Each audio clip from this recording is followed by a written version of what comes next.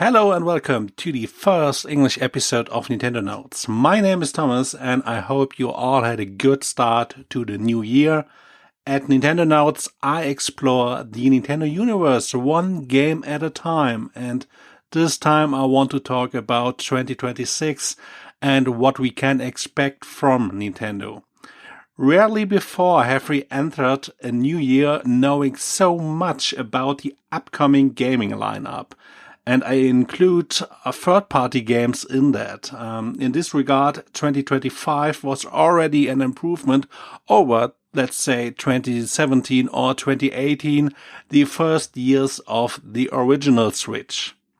2026 will elevate everything as the developer kit shortage appears to be resolved, and so companies like Microsoft are offering more games for Switch 2.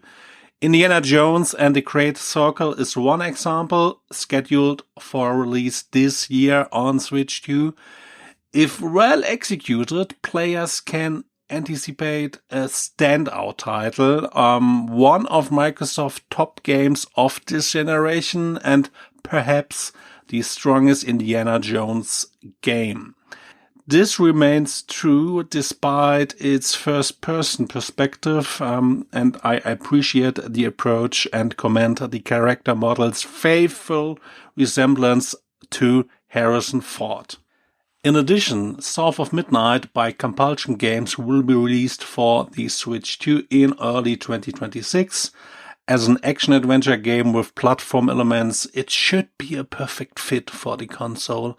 The graphics, art design and soundtrack are simply fabulous. I just found the gameplay boring, especially the fights, which always take place in small arenas, and once you've defeated the group of enemies, the arena disappears and you can continue exploring. I didn't enjoy that at all, so I disabled the fights for the second half of the game, and the mere fact that there is an option to disable fights shows that the developers themselves may not have been entirely satisfied with the implementation. In addition to these titles, we can also look forward to Fallout 4 Anniversary Edition. If you're currently watching the Amazon Prime series, you'll soon be able to explore an apocalyptic New England in Fallout 4. It's similar to the excitement I felt when Skyrim launched on Switch 1. I think more Xbox games will follow. Keeper for Switch 2 could be a good fit. A Call of Duty game is also set for this year, and I believe everything feasible will be ported, maybe even a Halo remake. Shifting to Square Enix, they are keeping quiet about their overall 2026 lineup. However, they are off to a strong start with Final Fantasy VII Remake Integrate releasing January 2020. The demo is the Reactor tutorial mission. It's about an hour long. I was impressed by the port, despite being only 30 FPS. It looks really good.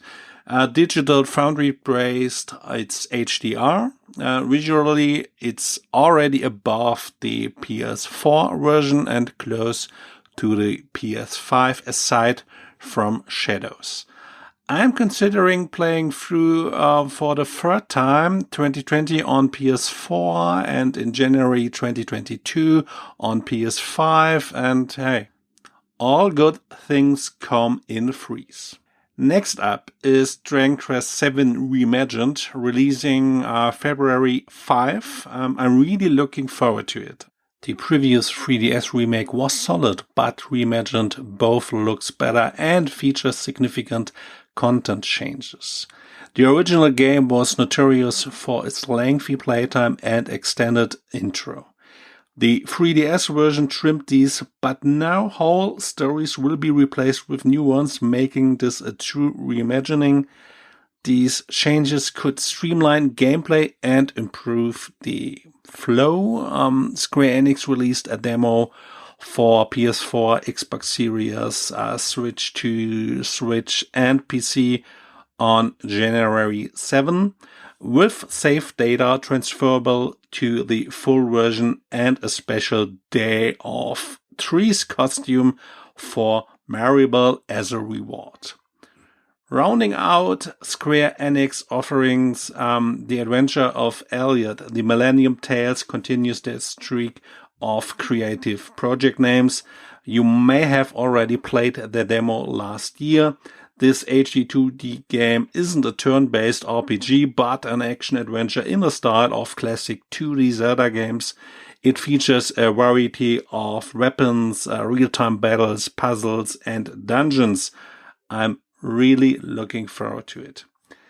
Capcom is one of the Switch 2's biggest supporters, and perhaps the biggest surprise was that Resident Evil Requiem will be released on February 27 for the Switch 2 at the same time as all the other versions. And of course, you can see a downgrade compared to the PS5 game, but so far the port makes a decent impression in the video footage shown. Nintendo is also releasing a Nintendo Switch 2 Pro controller as a Resident Evil Requiem edition. I'm not entirely sold on the design, but it will find its buyers. An amiibo for the game is also set to be released in the summer of 2026. This would be the first amiibo figure for a Resident Evil game. It will represent Grace Ashcroft, the main protagonist from Resident Evil Requiem. And if you still can't get enough of Resident Evil, you can buy even more Resident Evil games on February 27. Resident Evil 7 and Resident Evil Village will be released as a native version for the Switch 2, so no cloud gaming crap anymore. But nobody stops the train, and so Capcom is releasing Monster Hunter Stories 3 Twisted Reflection on March 13 for the Switch 2 and all the other consoles, as well as for PC. I think the Switch 2 version still looks a bit bumpy and unfinished in the trailers shown. It just doesn't look as smooth as... if the console is a bit overwhelmed, basically, but I just have to wait for new footage, which we'll surely get before March. In principle, though, it's great that you'll be able to play all Monster Hunter Story games on the Switch 2, even if the first two games haven't been updated yet, so they run just like the Switch 1 version. I think Capcom should definitely release a patch for that. On March 27, the Mega Man Star Force Legacy Collection will be released for Nintendo Switch, PlayStation 4, PlayStation 5, Xbox One, Xbox Series X and S, and PC, featuring all 7 games in the Star Force series, and more Mega Man collections are always good, although I have no connections to the Star Force Legacy series. I don't know anything about it, and to be honest, I was surprised that they even exist. And Capcom's spring ends on April 24 with the release of Pragmata, another big day one title also for the Switch 2, and Capcom is releasing a new Diana amiibo figure for Pragmata in this year as well, and this means that with the exception of Onimusha Way of the Sword, all Capcom games will also be released on the Switch 2. I would say that's a pretty good ratio. Let's take a look at Sega, which supported the Switch 2 in 2025 with Puyo Puyo Tetris, Sonic X Shadow, Yakuza Kiwami 1 and 2, and Yakuza 0. And of course, Persona 3 from Atlas, which, by the way, has since received a patch and now runs better on the Switch 2. All in all, a lot of support from Sega, and now it continues with Yakuza. When Yakuza Kiwami 3 and Dark Tales are released on February 12th, they will only run at 30 FPS on the Switch 2, which is a bummer, But on the other hand, hey, we are happy we are getting this game. Dark Tales offers a completely new story, and it's really cool that Switch fans can gradually catch up on the Yakuza series, because I think all Yakuza games will be released for the Switch 2 over time. Koei Tecmo is supporting the Switch 2 with Dynasty Warriors 3 Complete Edition Remastered, which will be released on March 19, but you can already play the latest installment in the Dynasty Warriors series, Dynasty Warriors Origins, on January 2020. I'm very excited to see how well the game runs and looks on the Switch 2, on PS5 and Xbox Series. It's a technical feast for the eyes. So many enemies, a real showcase title. And I'm curious to see how much it will have to be scaled back, because it's way more complex than Hyrule Warriors, and yeah, I'm just looking forward to it. It could be a next showcase title, could be a not so good title. On March 12th, you can get spooked again with a Fatal Frame 2 Crimson Butterfly remake. Fatal Frame has a certain Nintendo history, so it's nice to be able to play this remake. Neon Falcon is providing a steady supply of JRPGs, kicking off on Switch 2 on January 15 with The Legend of Heroes Trails Beyond the Horizon. This is the 13th installment in the Trail series, originally released in Japan in 2024. East 10 Proud Nordics will follow on February 20th. This enhanced port runs at a stable 60 FPS on the Switch 2 and offers an optional performance mode that caps at 120 FPS. It's just so nice to finally be able to play the East games on a Nintendo console at 60 FPS at least. It would also be great if the old games got an update. But we can also look forward to more games later in the spring. Take 007 First Light, which is set to be released in May. Finally, another Bond game on a Nintendo console, this time from IO Interactive, the developers of the Hitman series. But there are also many games that are only scheduled for release in 2026, including Babsy 4D, Danganronpa 2X2, Deltarune Chapter 5, Elden Ring Tarnished Edition, Human Fall Flight 1 and 2, and Professor Layton and the New World of Steam. I would also like to mention Mina the Hollower, the latest game from Shovel Knight creators Yacht Club Games, originally scheduled for release in October 2025. This 8-bit action-adventure has been postponed to 2026. And all the games I've mentioned so far are just a fraction of those that will be released. Most of the 2026 games are still unknown, especially for the summer and fall. In the spring, Sony and Nintendo will surely announce new games, including third-party titles, at their direct events, and after that, we should have a clearer picture. Now would be a good time to talk about Nintendo. I'm convinced that we may only know about all the games coming out until July. That's why I can hardly wait for the probably Nintendo Direct in February. However, we are unlikely to know this year's lineup before a June Direct, so it remains exciting. Nintendo's first release will be the Switch 2 edition of Animal Crossing New Horizons, which will be released on January 15.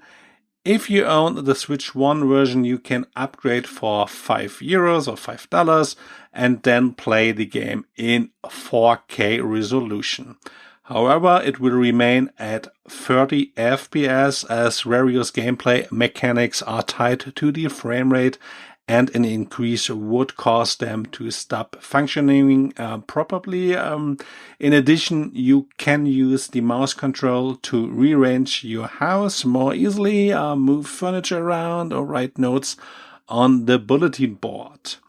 In Nook's store, you can buy a megaphone that uses the built-in Switch 2 microphone, allowing you to call out to islanders to find them faster.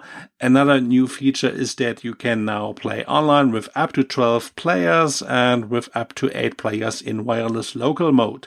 You can then chat with friends via game chat and connect compatibly USB-C cameras as well.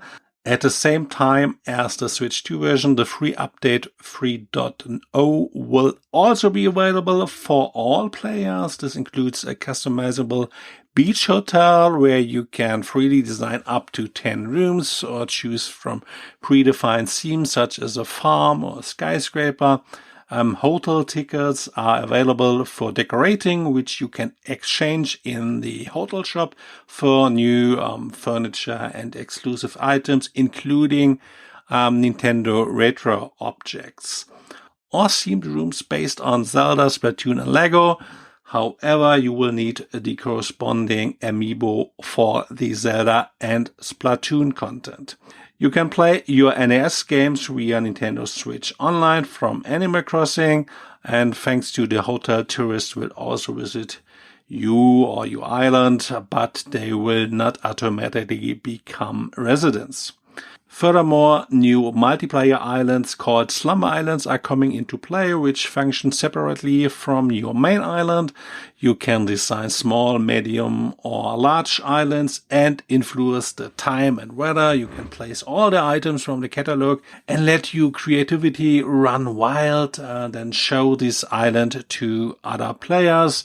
The idea here is that you can easily try out different designs before implementing them on your main island.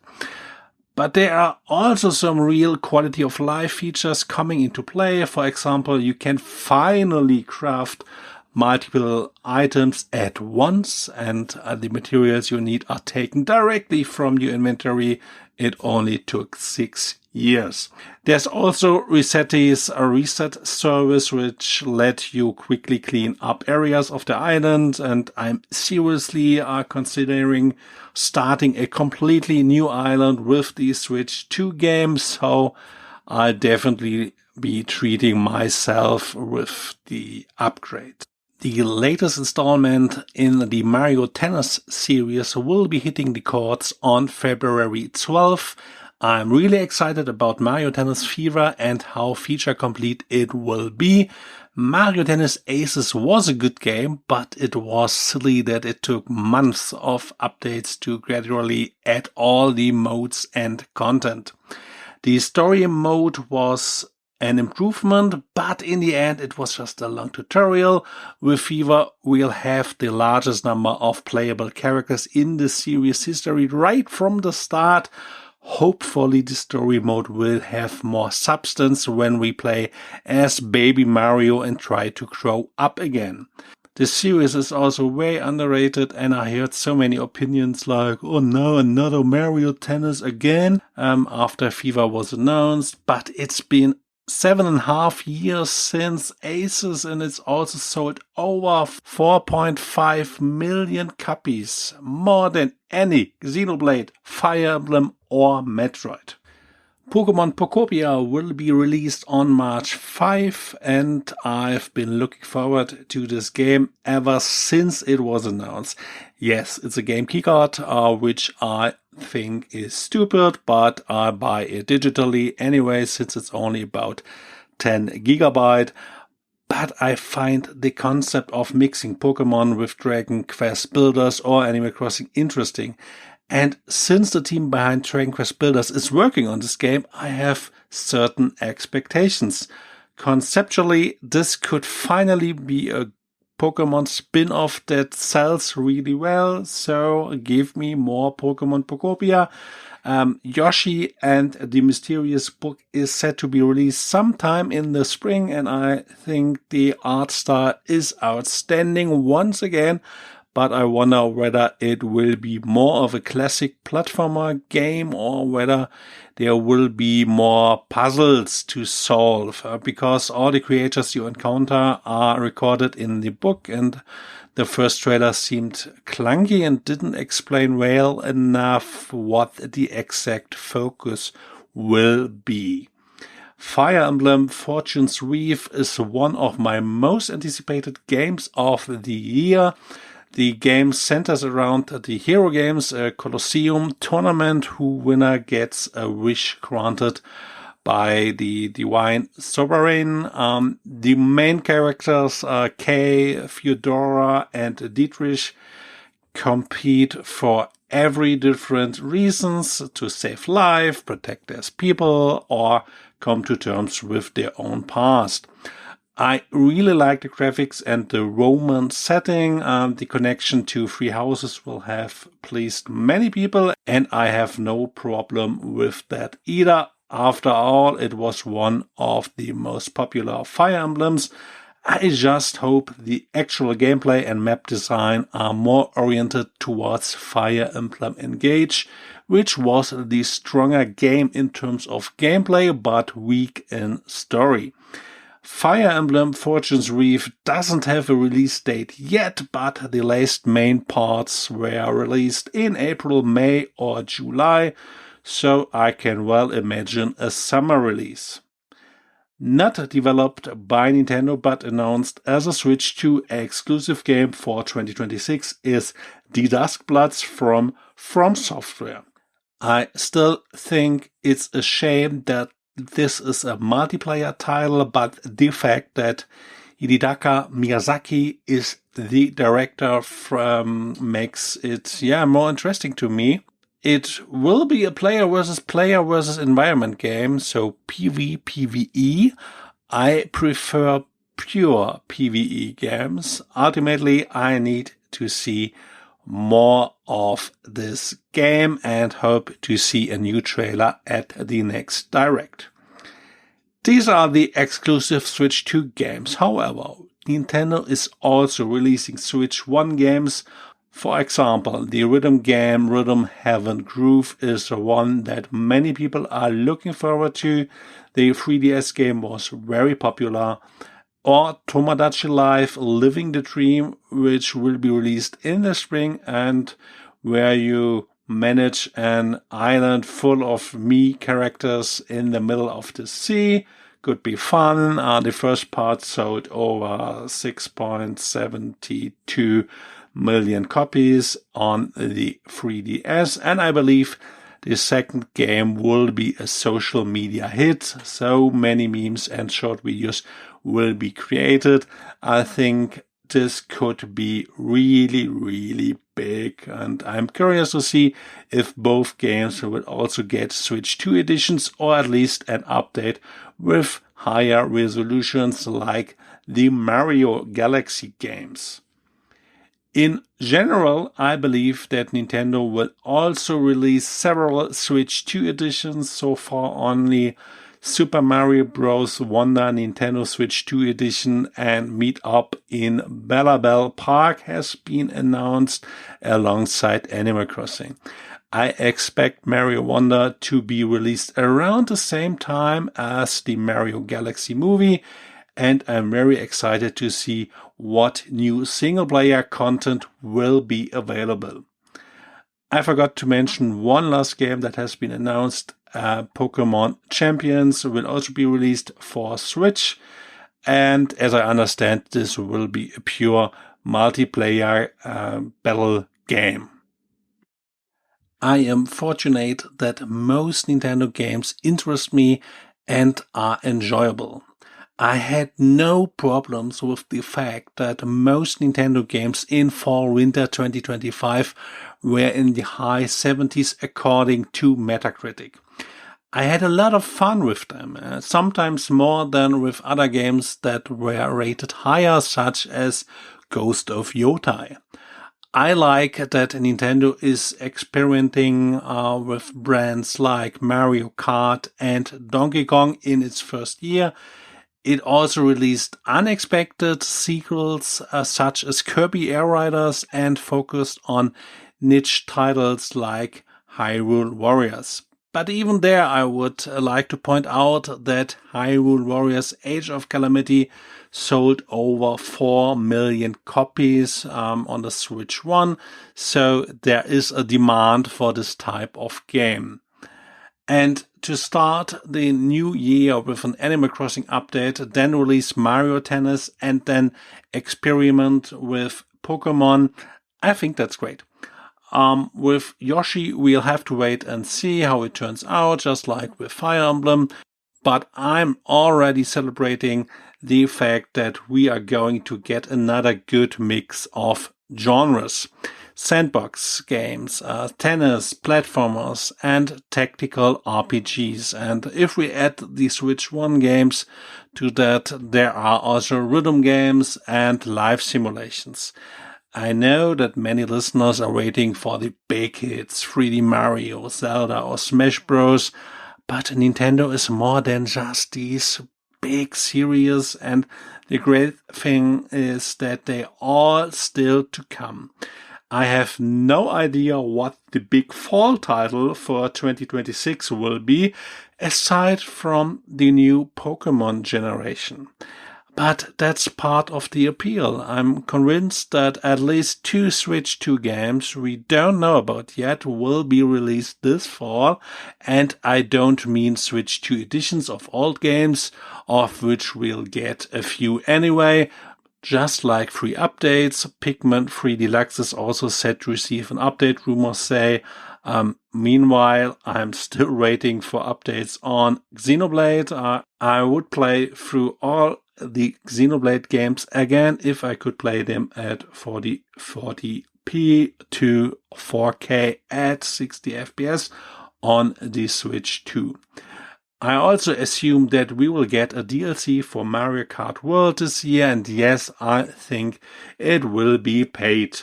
Maybe it will work the same way as the Mario Kart Booster Pass, which was part of the NSO expansion subscription. Nintendo may also celebrate the anniversaries. 6 Nintendo franchises are celebrating anniversaries this year, but I think only 2 will really be celebrated.